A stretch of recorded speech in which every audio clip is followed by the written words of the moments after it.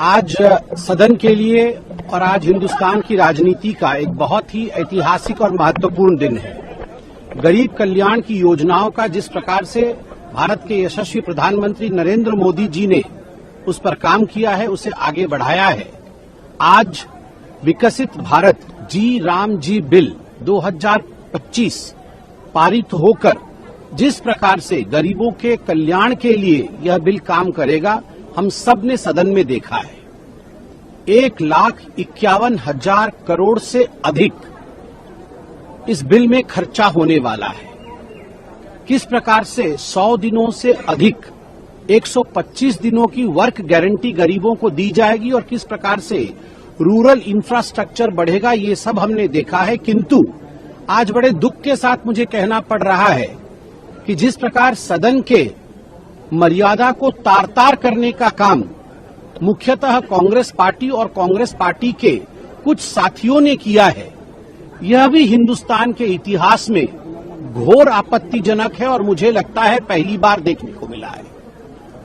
जिस प्रकार माननीय मंत्री शिवराज सिंह चौहान जी के रिप्लाई के समय, उनके भाषण के समय कागज फाड़कर बिल की प्रतियों को फाड़ करके हवा में उड़ाया गया, बिल का जहाज बना करके उसे उड़ाया गया हवा में।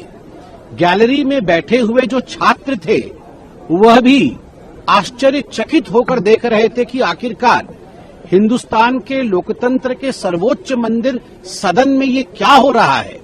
जिस प्रकार से आज पहली बार स्पीकर के टेबल तक को नहीं बख्शा गया और सेक्रेटरी जनरल के टेबल के ऊपर लोग चढ़ गए, यह भी कभी भी भारतवर्ष के लोकतंत्र ने शायद ही देखा होगा।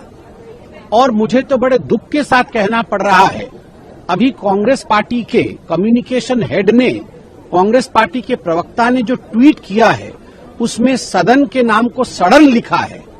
उन्होंने लिखा है यह सदन नहीं, ये सड़न है। इसे सड़ा गला बताया गया है।